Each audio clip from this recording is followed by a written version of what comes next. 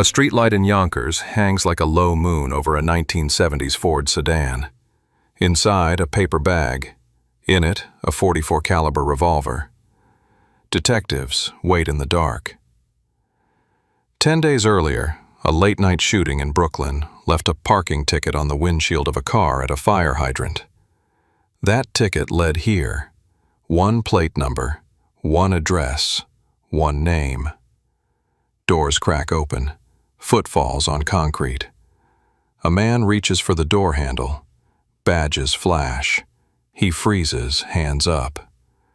When the bag opens, the city's summer ends. The weapon that terrorized New York for a year has a home and an owner. A summer night in the Bronx, a young woman opens a car door outside her home talking with a friend. A figure steps in from the edge of vision, short, fast, deliberate. One hand rises, the sound is abrupt, final. Glass and silence, then tires on asphalt receding. The caliber is unusual, the city shrugs at first. New York absorbs noise for a living. But this isn't noise, it's a beginning. The weapon is a Charter Arms .44 Bulldog, compact, devastating. The shooter favors couples parked late at night, curbside or near parks. He walks up, fires through glass, and vanishes. No speeches, no delay. He chooses locations where reactions are predictable and exits are simple. It's the same New York everyone else lives in, just seen through a fixed sight picture and a clock that measures in seconds. A young couple sits in a parked car. The first shot explodes the quarter glass. The second finds flesh. It's fast and it's close. Feet, not yards. Witnesses stumble over details. Hair length, height, jacket color.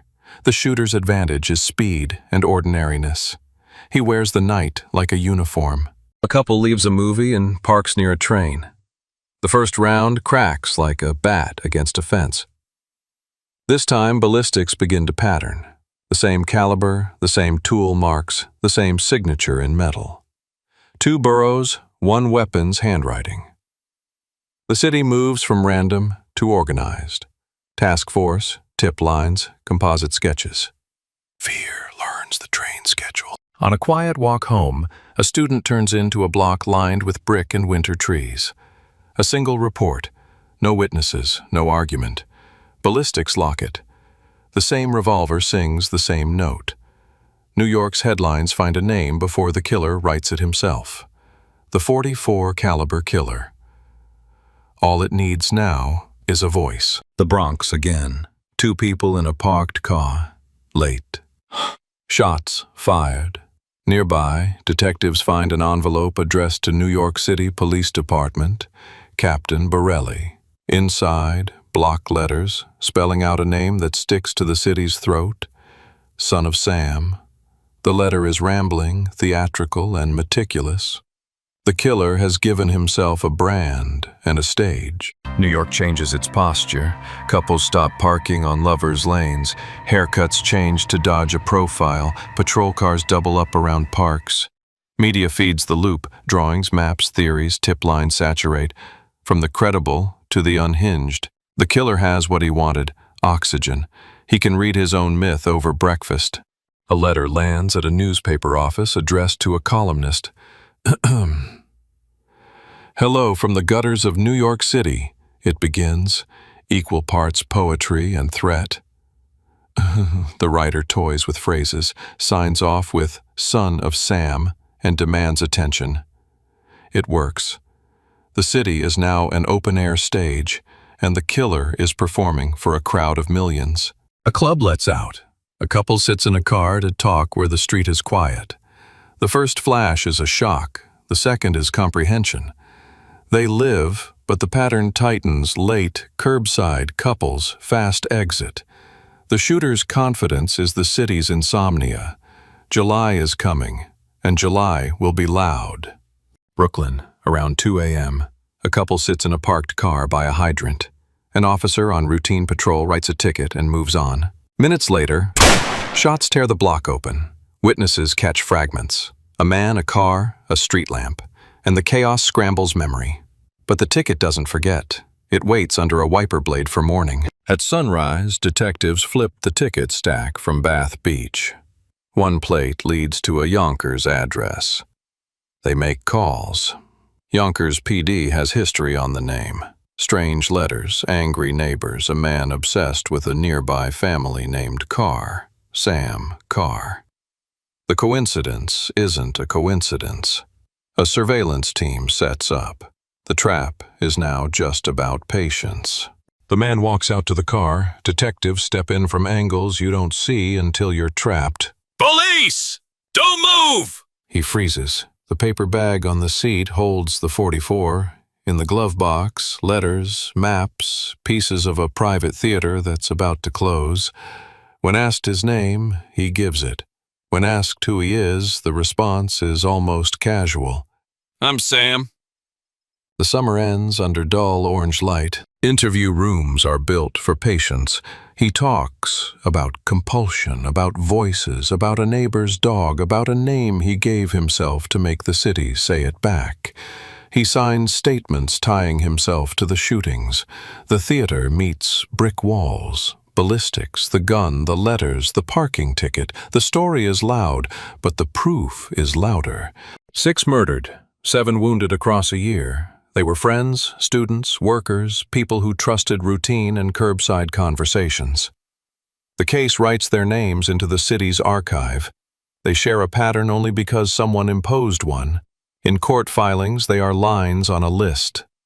In reality, they were midlife, mid-sentence, mid-plan when the gun found them. In 1978, the defendant pleads guilty to 6 murders and other counts tied to the shootings. The judge hands down 6 consecutive sentences of 25 years to life. No spectacle at sentencing, no revelations that rewrite the case. The evidence already did the heavy lifting. The weapon, the notes, the tickets, the testimony.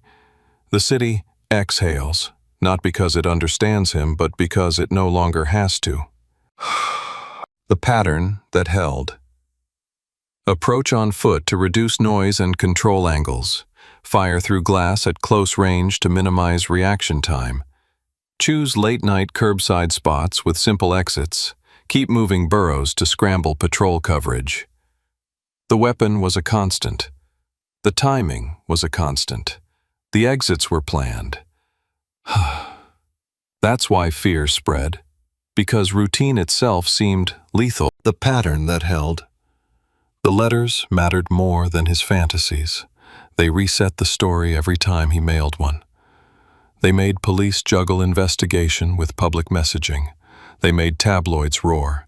They created a mask to hide behind.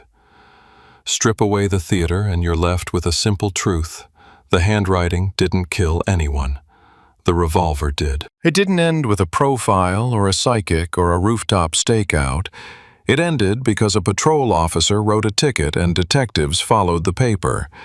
The car at a hydrant, the plate, the address, a history of odd complaints in Yonkers, the arrest at the curb. Big cases often break on small, ordinary things when someone refuses to ignore them. Beginning, a .44 speaks in the Bronx and New York thinks it's another crime in a loud city. Middle, the killer writes himself a name and feeds a machine that sells fear by the column inch. And a parking ticket leads to a door, the gun in a bag ends a year of guessing. That's the spine, everything else is noise. New York runs hot, subways sticky, radios loud, windows open, headlines stack, blackout, looting, and a gunman who writes letters. Patrol cars pair up near parks, plainclothes ride with windows down, engines idling in the dark. The killer doesn't need to move fast, he just needs to move ordinary. Every quiet curb is a possible stage. Witnesses gave New York a collage. Dark hair, light hair, tall, not tall, parka, windbreaker. Glass explodes and memory breaks, echoes bounce off brick, and the brain fills in blanks. The sketches multiply. The only constant is the gun and the exit. The killer protects his edge by looking like anyone. The NYPD builds a spine. Operation Omega. Hundreds of detectives. Mapped patrol routes, prioritized calls, evidence runs that never rest. Parks get slow drives. Lovers' lanes are watched from distances that don't spook anyone. The plan is a grid laid over a city that refuses grids. They won't catch a shot in motion. They'll catch the man who returns to a car. The .44 Bulldog is compact and brutal. 5 shots, big bore, heavy, slow rounds that dump energy at short range. It fits in a paper bag, disappears in a jacket, and speaks a language ballistics can read on contact. Yaw, deformation, signature striations. When police measure fear by caliber, this is the one that moves the needle. A couple parks under an elevated track. Train noise masks the first crack, then silence swallows the second. The shooter steps back into the city's blur. The distance is measured in footsteps, the timing in heartbeats. Ballistics ties it to the series. A borough away, a detective circles Forest Hills on the map and puts a pin through paper. A student walks alone beneath brick and winter branches. One report. The shooter vanishes into an angle that the street can't remember. The revolver writes the same signature and the city reads it with dread. Patrols shift. Plainclothes sit on stoops and watch nothing happen until it does. A parked car on a quiet road. 2 people, mid-conversation. The shots arrive like door slams, certain and close. Nearby an envelope, the killer's voice on paper, addressed to a captain. He names himself. Son of Sam moves from rumor to headline with ink and staples. A newspaper letter lands in a columnist's in-tray, rotating between menace and performance. The writer knows details that aren't public. He toys with cadence, signs Son of Sam, and turns every curb into an echo chamber. The city reads. The killer reads the city reading him. Club lights dim. A couple cools off in a parked car. The attack is textbook. Fast approach, through glass, immediate exit. They live. Fear doesn't need the body count. It needs the pattern. The shooter keeps his edge by repeating the method without repeating the exact place. The switchboard doesn't stop. My neighbor owns a .44. A guy who stares from a Buick. Surprised. Someone wearing a wig. Omega filters for hard edges, caliber, sight geometry, timing, routes. A tip without a plate or a pattern is just air. The board only moves when metal or paper makes it move. Brooklyn quiets. Streetlight, hydrant, couple parked curbside. A patrolman scribbles a ticket and moves on. Minutes later, shots fracture the block. The piece of matters is already under a wiper blade. Omega doesn't know it yet. Morning will. Sunrise. Detectives rake through the ticket stack written near the scene. One plate lands on an address in Yonkers. A phone call to a local precinct unlocks a file of odd letters, angry dogs, and a name that's been scratching at the edges of a different case.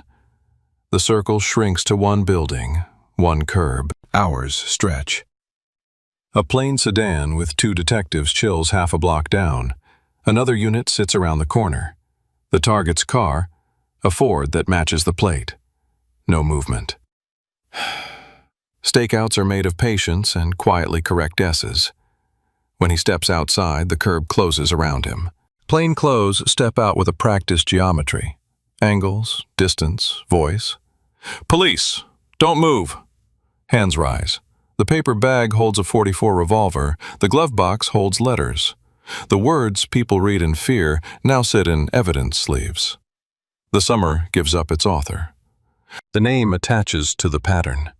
Age, address, history. Yonkers PD logs connect odd neighborhood letters and threats to barking dogs. The Son of Sam brand, it turns out, lived minutes from the border of the city he held hostage.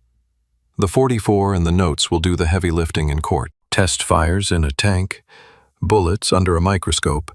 The striation map clicks into place, unique lands and grooves mirrored across slugs from multiple scenes. Add the weapon recovered at arrest, add the letters. There's no angle left to argue. The gun speaks the same way in every borough. Interview rooms. A chair, a table, a recorder light. He talks about compulsion, about voices, about a name he wrote to make everyone say it back.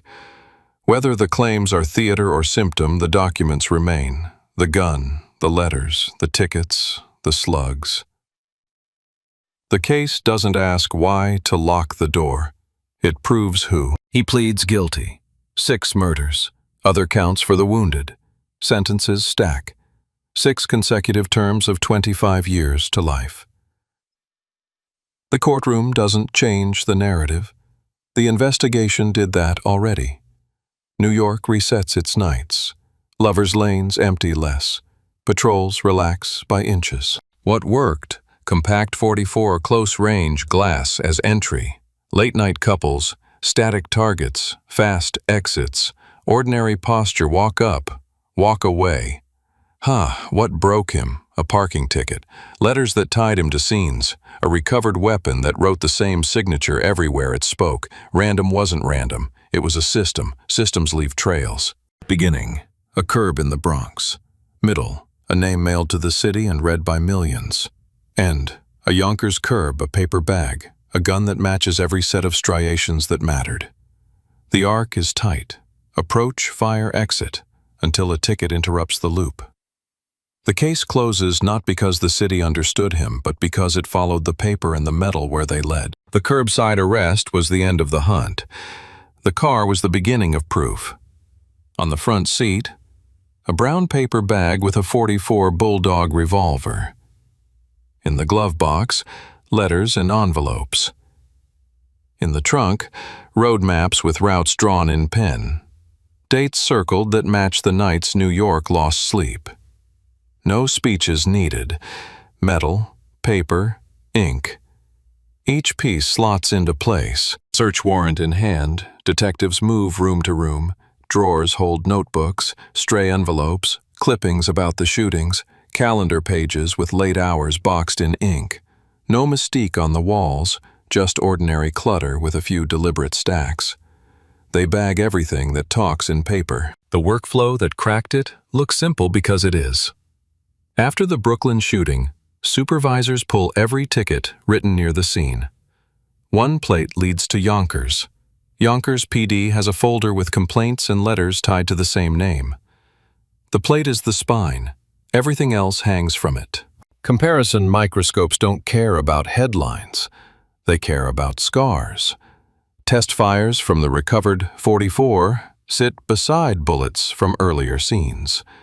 Lands and grooves align, microscopic striations unique as a fingerprint.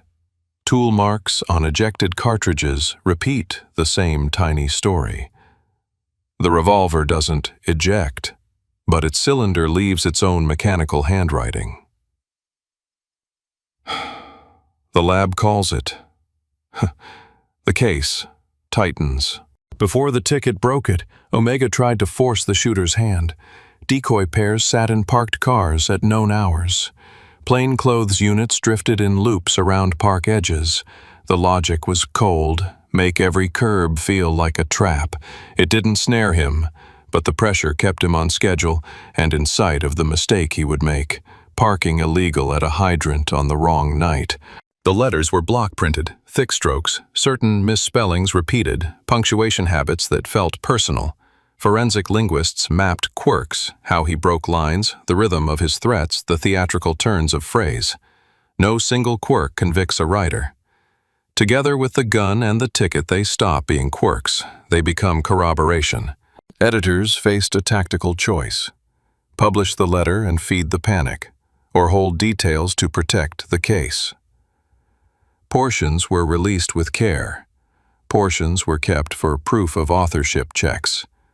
The killer wanted applause. The case needed control. If the public learns everything, hoaxes flood the lines. If they learn nothing, paranoia invents the rest. He didn't teleport across boroughs. He used predictable corridors, bridges, parkways, straight shots that let a driver disappear into normal flow. From a curb in Queens to a highway in 2 turns, from a park road in the Bronx to a ramp with no camera. The pattern isn't mystical, it's commuting logic weaponized. Close range, through glass, angled shots that minimize ricochet and maximize shock. The approach line is short, the exit line is shorter. Choose a curb under a lamp to see faces. Stand just outside the cone of light to stay invisible. Every choice preserves initiative, the difference between being a ghost and being a description. The Yonkers file wasn't a smoking gun. It was a smoke trail. Odd letters to neighbors, complaints about dogs. Small alarms that didn't mean much until a Brooklyn ticket drew a red line to their door. That's how big cases break. Unrelated scraps become relevant when the plate number binds them. No good cop, bad cop theatrics. The mechanics matter. Rights read, counsel available, recording devices present, times logged. The subject talks, explaining, deflecting, owning pieces. The statements are long, the proof is concise. Prosecutors don't rely on words, they rely on the revolver, the letters, the ticket, the lab. Before sentencing, judges want certainty that the defendant understands the proceedings. Evaluations are ordered. Hearings proceed. The plea is guilty. On 6 murders, additional counts for attempted murders and assaults. Sentences stack. 6 consecutive 25 to life terms. No jury theatrics because the case doesn't need them. The crimes triggered a new rule. Criminals shouldn't profit from their notoriety. New York's son of Sam law aimed to route any book or movie money to victims. Years later, courts forced revisions on First Amendment grounds, but the principle spread. The name meant 2 things now: a case and a law built to guard against its fallout. Conspiracy theories arrived on their own schedule, claims of accomplices, cults, secret rings. Investigators chased what could be chased. Charges stayed on a single shooter with a single gun because the lab forced that outcome. If your theory can't survive the microscope, it doesn't survive court. No theme music, just a clock and a map. July 29, 1976, Bronx, first shots. October 23, 1976, Queens, method repeats. January 30, 1977, Queens, ballistics, locket. March 8, 1977, Queens, 1 shot, no doubt. April 17, 1977, Bronx, letter appears. June 26, 1977, Queens, 2 survive. July 31, 1977, Brooklyn, ticket written. August 10, 1977, Yonkers, arrest at the curb. These are places where people sat and talked and trusted the quiet. The map writes their names in sequence. The file closes on time and metal, nothing else. Hindsight builds a checklist. Pull every ticket within a radius after each scene. Cross counties if you must. Harden decoy operations around hydrants. Corners with fast exits and lampposts that light faces. Publish selectively to verify future letters. Hold enough to filter copycats. Treat ordinary cars as the real camouflage. Look for routine violations, not exotic vehicles. The lesson is not magic. It's process. Years pass. Curb numbers get repainted, park lamps are replaced. The corners keep their stories anyway. Cases live where they happened, as coordinates, as times, as choices. The only way to close a story like this is to match each corner to something colder than fear. Evidence that doesn't change when the weather does. Beginning, a revolver speaks in the Bronx. Method, close-range shots through glass, late-night curbs, quick exits, letters that bait a city. End, a hydrant ticket, a plate, a Yonkers address, a gun that matches the scars it left behind. Strip away the theater, and the case is precise. New York's loudest summer ended under a street lamp with a paper bag and 5 heavy rounds that match the city's scars. The myth made headlines. The file made the case. That's the difference between fear and proof.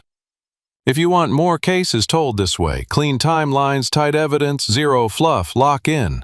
Drop the next target in the comments and we'll build the mat.